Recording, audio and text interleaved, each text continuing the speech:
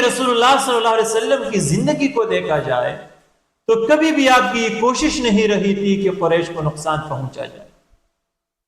آپ نے مکہ سے ہجرت کی لیکن قریش کو نقصان پہنچانے یا قریش کے اندر ہانہ جنگی پیدا ہونے کی آپ کبھی تیار نہیں تھے۔ تو قاتلوں کے ضمن میں بھی دیکھا جائے تو کبھی آپ کی کوشش نہیں تھی کہ قریش مالی طور پر متاثر ہو جائے، تباہ ہو جائے یا ان کو نقصان پہنچے، بلکہ کوشش ہی تھی کہ قریش اپنی پالیسیوں پر نظر ثانی کرو، مسلمانوں سے روک جائے۔ اگر بدر، احد، خندق،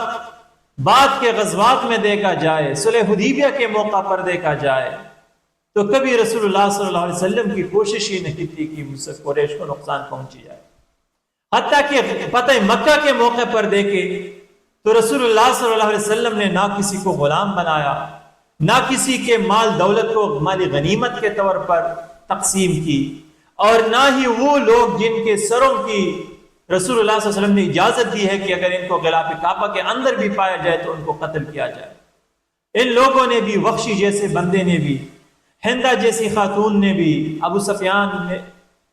جیسے لوگوں نے بھی، اکرمہ بن ابی جہل وغیرہ، یہ جتنے بھی لوگ آپ دیکھیں تو کبھی بھی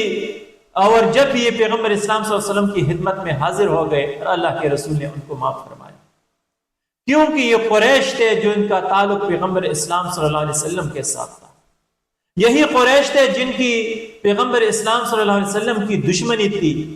لیکن پوری سیرت آپ دیکھیں کسی قریشی کے اندر آپ منافق کو نہیں دیکھیں گے، مکہ کے اندر آپ منافق کو نہیں دیکھیں گے۔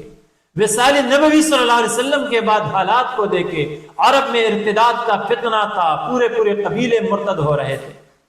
کسی قریشی کو آپ مرتد نہیں پائیں گے، مکے کے لوگوں کو آپ مرتد نہیں پائیں گے۔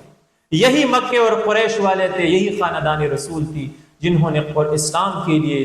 بڑی بڑی قربانیاں دی تھی۔ اس میدان میں، ان جہادوں کے میدان میں ان کی بڑی بڑی قربانیاں ہیں۔ تو پوری سیرت کا مطالعہ کرنے سے یہ بات سامنے آ جاتی ہے کہ کبھی رسول اللہ صلی اللہ علیہ وسلم کی کوشش یہ نہیں رہی تھی کہ ان قاتلوں کا راستہ روک کے قریش کو نقصان پہنچائی جائے،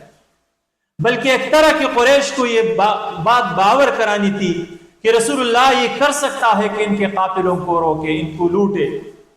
رسول اللہ یہ کر سکتا ہے کہ ان کو معاشی طور پر مفلوج بنا دے، لہٰذا وہ بھی اپنی پالیسیوں پر نظر ثانی کرے۔